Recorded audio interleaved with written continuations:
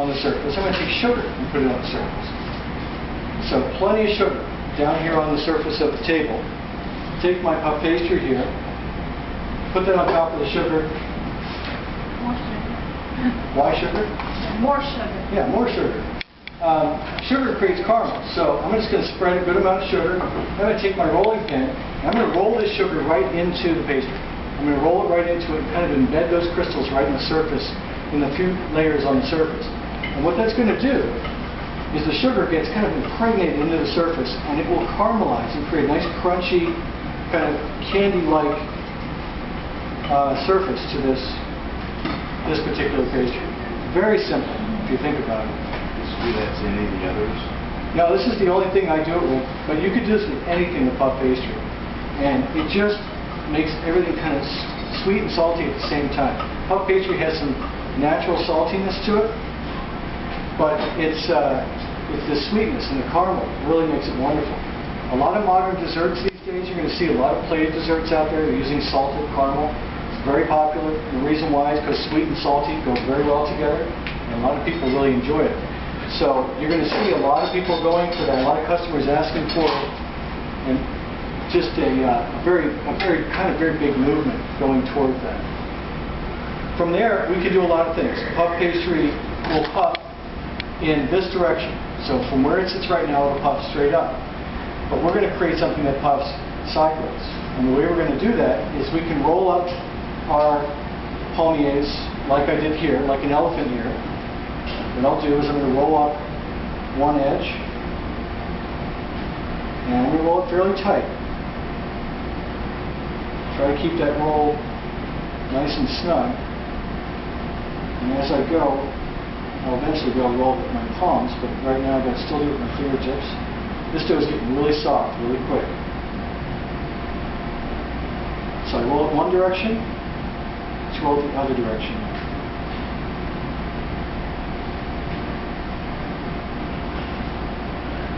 Now you think about, somebody invented this, at one time. I kind of even them up. When you have two rolls like that, what I would recommend putting this whole thing in the freezer or refrigerator for a little bit and let it get firm. But what we'll do after that, after it's firm, is we're going to cut these off. We're going to cut off individual little cookies. And you can see how it's mashing them a little bit because the knife is cutting through a soft puff pastry. You can probably see here on the screen that basically what I've done is I've cut off the profile of it. I'm going to lay it down flat, and I'm going to set these. I'm going to cool this off before I finish it. But we'll use one of these silk pat mats, or you can use parchment. This silk pat will allow you to have easy cleanup because sugar will not stick to this. We'll put this on a sheet pan. We'll sugar the surface a little bit, and then we'll also put these little palmiers down on the sugar, and then we'll put a little dot of sugar on top of each one and bake those. So now the puff pastry will puff outward, and each of these will get larger. You can see the difference in size. They puff quite a bit.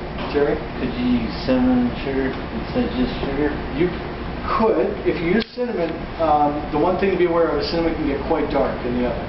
So just be aware of that. Cinnamon's made of tree bark. Yeah. So because of that, if you put tree bark in the oven, it could burn. It could get quite dark. So just be aware of the color difference you're going to get. It's not going to change the flavor that much. You'll just have a big effect on the color. But you'll get this wonderful medium brown just with sugar. But with cinnamon sugar, it'll get quite dark. I mean, really deep. Something like anise. Anise? Anise might do fine as well, but it's also, dried plant material, so it'll probably darken quite a bit. But the licorice flavor should come just exploding out. So you really need aroma. But you can see the difference in size. So this will pop outward, and I'm not sure if you can see. Some of you can see. I don't know if you can see that. But all the layers that are in there are pretty visible. It's hard to see, but you guys can probably see it even from here. The layers are pretty distinct. They're all puffed out, and the only thing that limited these was the fact it was curled up. It was just trapped in one place, so it couldn't quite expand to its fullest. But they come out to be nice, crispy, crunchy cookies, and they're really wonderful.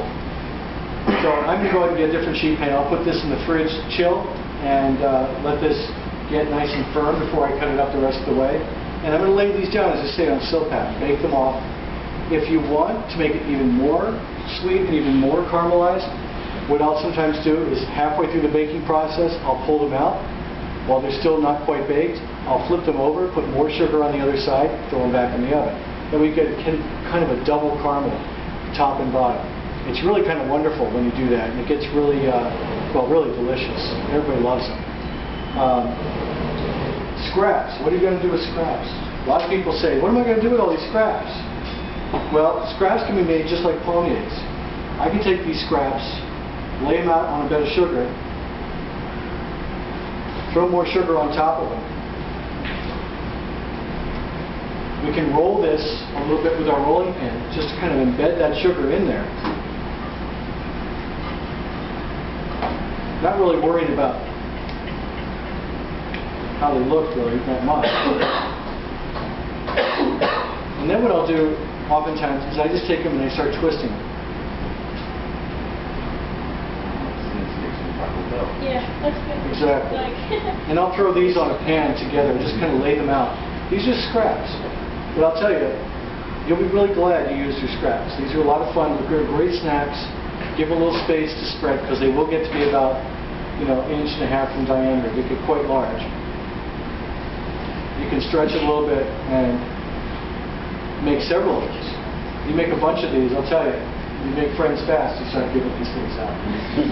So that's the little twisty things you were talking about giving to the orphans? Yeah, to the kids who come to the back door of the bakery. Yeah. You know, so it's really just a lot of fun. Nothing goes to waste with puff pastry. So let me go to refrigerate that, and I'll get some egg wash together. We'll be back in a few minutes. You guys can get your dough out, start rolling it out in the meantime.